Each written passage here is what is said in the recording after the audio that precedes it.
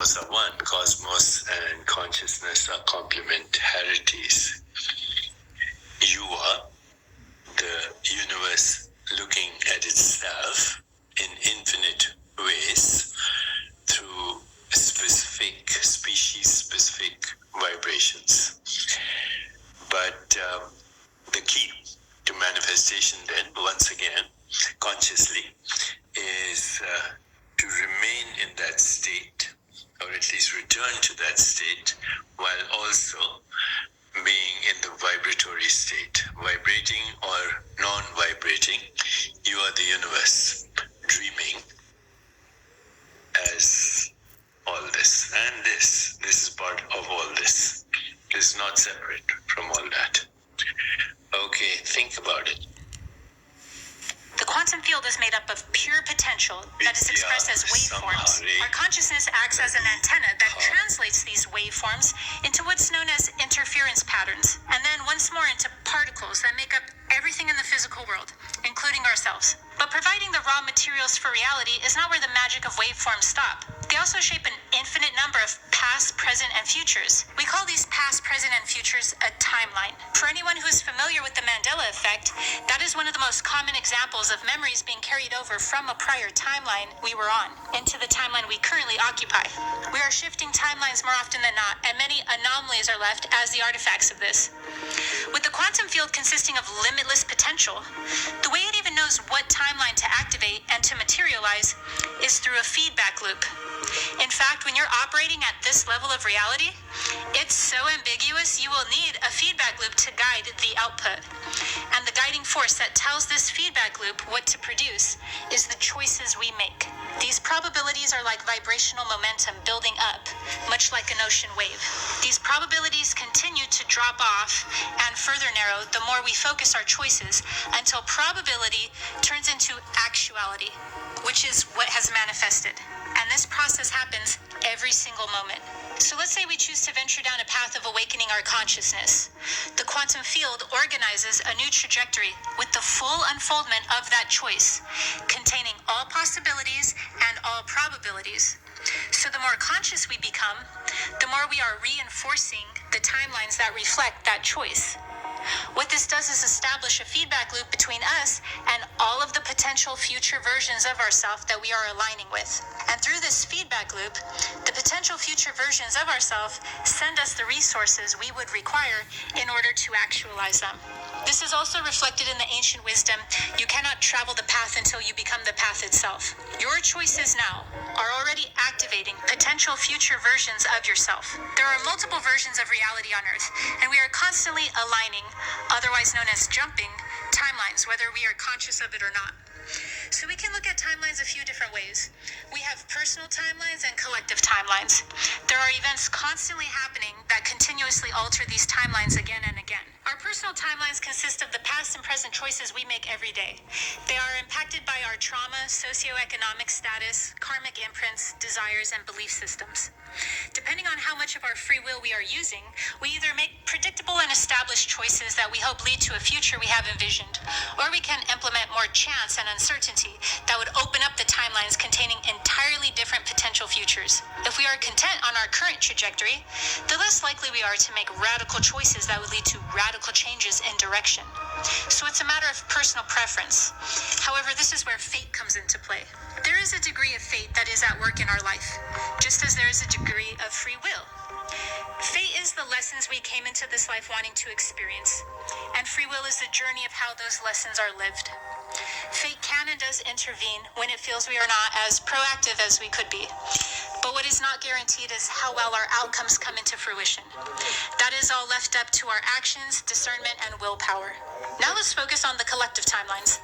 Imagine that there is already multiple versions of reality on Earth, and in the past of one of these versions of reality, World War I never happened.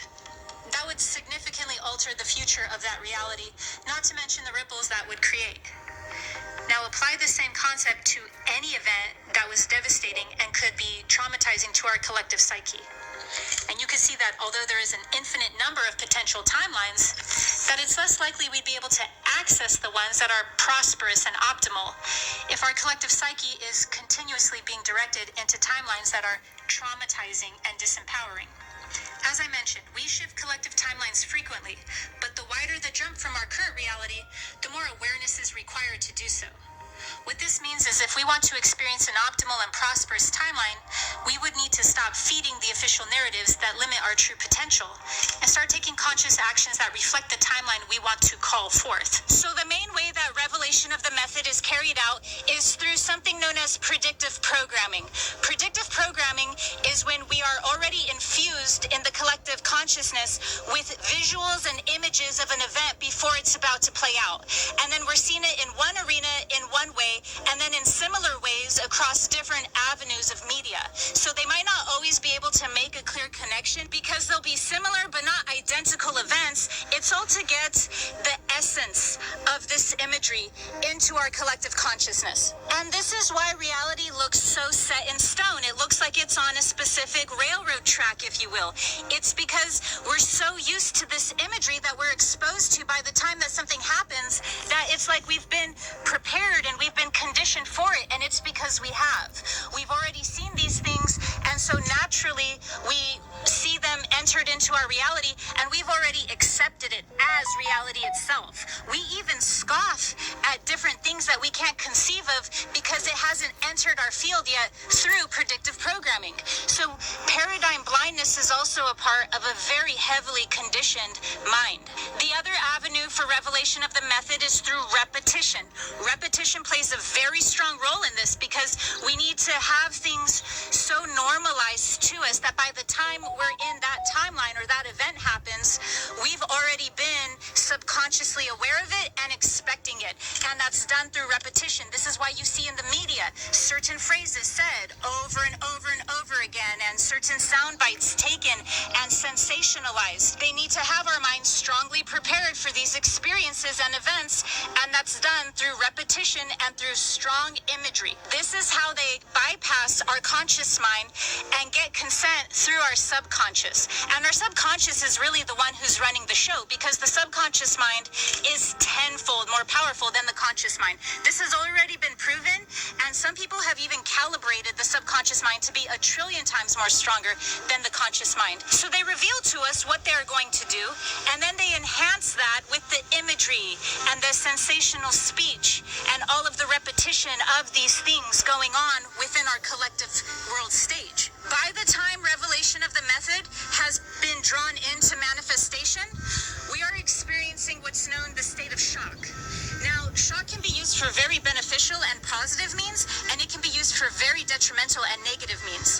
The positive means are mainly used in esotericism and mysticism as ways to activate higher consciousness and deeper awareness. The ways that shock is instrumentally used, this is through a lot of fear-based reporting and fear-based media, anything to sensationalize us to get us stunned and in the state of shock. Because once we're in that state in a negatively prepared way, what they're able to do now is to bypass our conscious mind and to go straight into the motherboard of our experience, which is the subconscious. So they're preparing the subconscious every step of the way. They're doing it first through telling us what they're about to do. They can do this even through comedical means. It doesn't have to be straight up telling us what they're going to do. It can be done any manner of way. The rules here that we're working with are very, very thin, because they have to honor our free will, but to like the bare minimum of that degree. So it can even be bypassed as a joke. It can come off as something that's said in an article, and at least it was thrown out there into the ether, into the worldwide collective memory. So as long as they're able to say it, it's not up to them if we believe it or not. It's not up to them for anything else, because their part of the responsibility was already upheld. They did the revelation, they revealed to us the method, and then their hands are clean from a universal perspective and from a karmic perspective. That's how they bypass karmic means. And so this is how tricky of a situation and challenging of a dilemma humanity is in, because we're talking about free will, but free will to the ultimate max, meaning that anything in between there, it can be curved so much that it can almost look like it's completely revoked. And And so this is why we have to become conscious and aware of all of this. It's because until we understand just how important our free will is, we're going to continue to, by default, submit our own consent to these agendas. Knowing that there's an objective reality that this is adhering to tells us the importance of being able to become aware of it and align with it, because it's being used against us. And that objectivity in this case is that energy flows where attention goes. So the best way that I can illustrate revelation of the method is that scene from Hocus Pocus where the witches say, "I put a spell on you," and then the crowd just laughs. Well, them saying "I put a spell on you" is revealing the method that they're about to do in order for the spell to even be accepted and then therefore cast. And that's what's happening on Earth every single day. We're just essentially laughing at everything that's being told to us because it's not being done in like a super serious way. But let's be honest, at this point we could just hear it and a person could be like, "No, you guys, seriously, I'm really saying this." And people would still at this point just like not even care. They're so numbed out from their own free will and from their own consciousness. And that's why the most important way to counteract revelation of the method is by first becoming aware that this is even being done in the first place. Because awareness alone is going to raise our frequency enough to start building this guard, this defense shield against it. The second step in counteracting revelation of the method is through healing, because this is all able to be done because we're in a traumatized state of being. And when we're in a traumatized state of being, we're in a schism. We're in fragmentation. So we need to understand the importance of healing and embarking on a healing journey through this in order to bring the internal unity and bring the internal cohesion that's required in order for us to raise our frequency above the level of reality that is using our mass consciousness to focus on specific timelines and therefore create them. This is the hidden reason why shadow work is so important. It's because there's a law in this universe that is not well known, and that is whatever you are not aware of can be used against you in the court of this universe. And shadow work is the medium that we use in order to become aware of how we are operating unbeknownst to ourselves. Because becoming aware of something means that it can no longer be used against you, which is why there's a vested interest for humanity to stay emotionally stunted. The third step in counteracting revelation of the method is by stepping into our sovereignty and declaring otherwise. So declarations are very important when it comes to this, because declarations set our authority and speak into reality through the vibration of our voice what we will be experiencing instead. And this is done also through our conscious actions. So stepping into our sovereignty in all areas and dimensions of our being. Declaring what you will experience and what you will not experience is very important in this. And so there's a popular declaration known as "I do not consent." But the problem with "I do not consent" is when we voice it, but our actions still show that we are in consent. This is no different than like if we're riding a bicycle, but then we're declaring, "I am not riding a bicycle." Well, at that point, it doesn't really matter what we're saying because the actions we're taking are that of riding a bicycle. And so a lot of the times when we're saying, "I do not consent," what we're actually doing is still with our actions believing in certain controlled opposition dynamics or believing in certain paradigms or programming that are still at that same level of reality. And so in that way, we're still giving our energy, our focus, our beliefs, our attention to it, just probably another aspect or another polarity of that same experience.